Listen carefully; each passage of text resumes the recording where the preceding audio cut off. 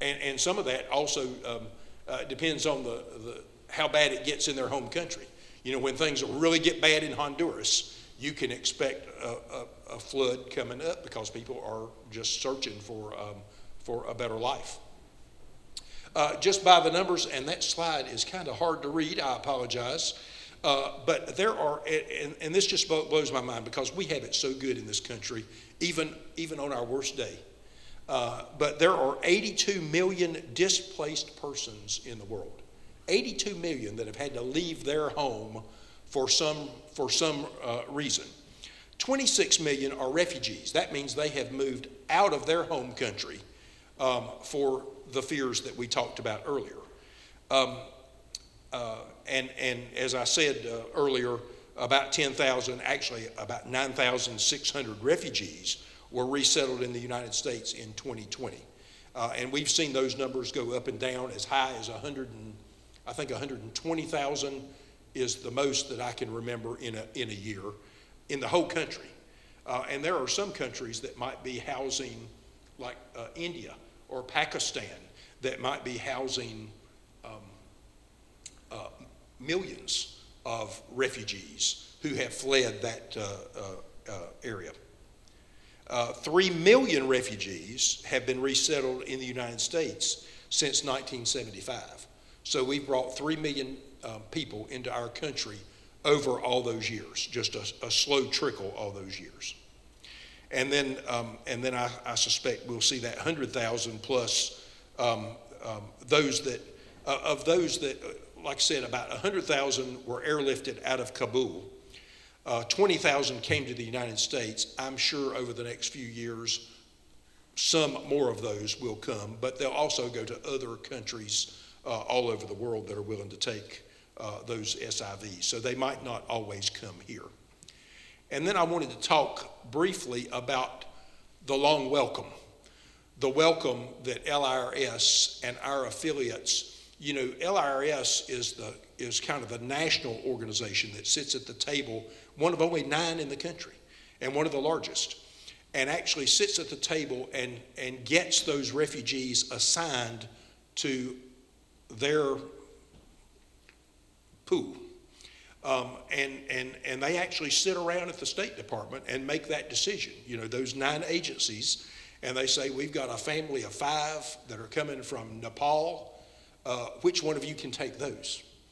And LIRS might say, well, you know, Lutheran Services Carolinas resettles folks from Nepal in Columbia, South Carolina. So we'll take those and we'll send them to Lutheran Services Carolinas. The next might be people from the Democratic Republic of Congo. It might be a family of 4. And Refugee Services of Texas might say, we resettle a good many of those folks, and we'll take them, LRS would take them and send them to Texas with Refugee Services of Texas. But once they are assured, that case is assured, and they're coming to the United States, then LRS calls us and says, okay, you have a family of 5 that's going to fly into Columbia, South Carolina. They'll be here in 2 weeks on flight, you know, whatever. And we actually meet them at the airport. And have you all had a chance to see that in action or hear about that in action? I've only gone, I try to stay out of the way, and which is hard for me, but I do try to stay out of people's way, so I don't do this very often. But I've had the opportunity twice now to go to the airport with our team to pick these folks up. And so I was able to go, and if you ever get an opportunity, I would encourage you. It'll change your world, it'll change your life. I went to the airport with one of our workers to meet a family. Actually, it was the mother and dad coming from Nepal. All their children were already here, had been refugees and had been placed in South Carolina over the years. And they had kind of created this whole community, community from Nepal in Columbia, South Carolina, of all places. And finally, after all these years, their mom and dad were coming also. And so we get to the airport, little Columbia Airport, which is not much, I'll promise you.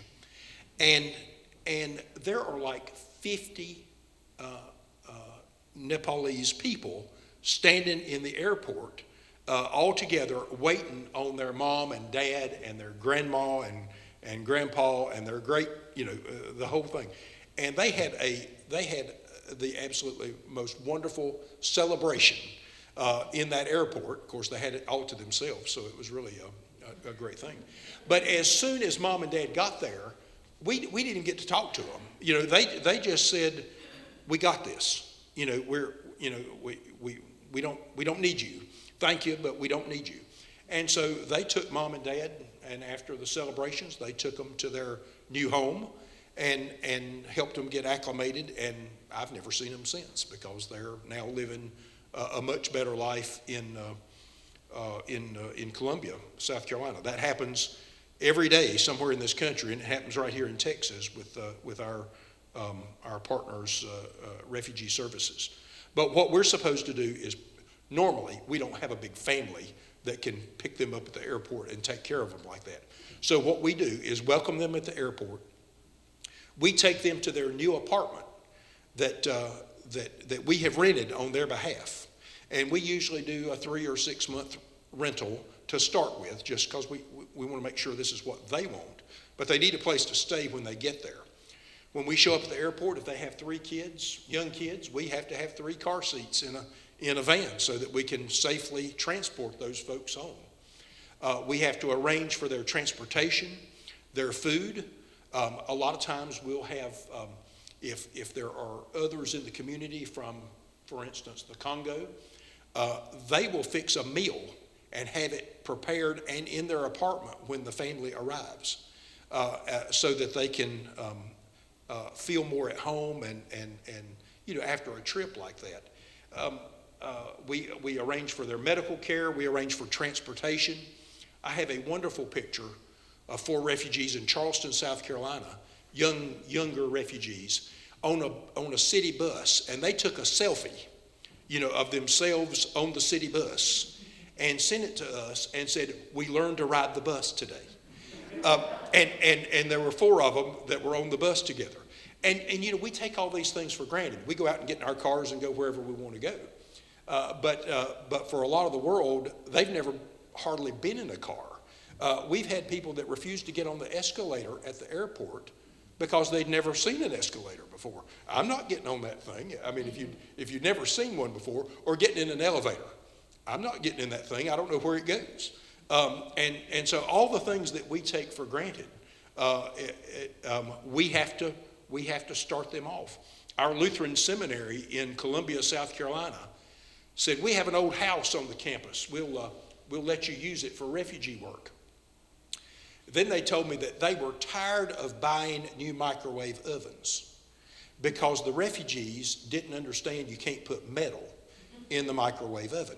So it's those small things, the cultural things that we're required to do, and I put that up there, the culture, so that people know which side of the road you walk on, and to not walk in the middle of the road, and where the local grocery store is. We make sure our refugee housing is within walking distance or public transportation. And of course, you can imagine it doesn't take people long to catch on. But there are some hiccups along the way, like the number of microwaves that we've had to buy because people don't remember that, oh yeah, I can't put a can in there. And then our goal is to get them self-sufficient within 6 months. 6 months from not being able to get on an escalator to being self-sufficient. And we are successful with that as a Lutheran organization around this country, like 80-some% of the time. Now, it takes some people a little bit longer to learn the language, or maybe they're not starting. A lot of these folks that come here know the language, or know at least a little bit of English, but some are starting from a place of no English at all, so it takes them a little bit longer. But imagine 80-some% of the time that we can get people self-sufficient. All these people want is to be safe, to not be killed, and to get an opportunity to flourish, to live. And once you give them that opportunity, they take off. So they really do thrive in this country once they get that opportunity.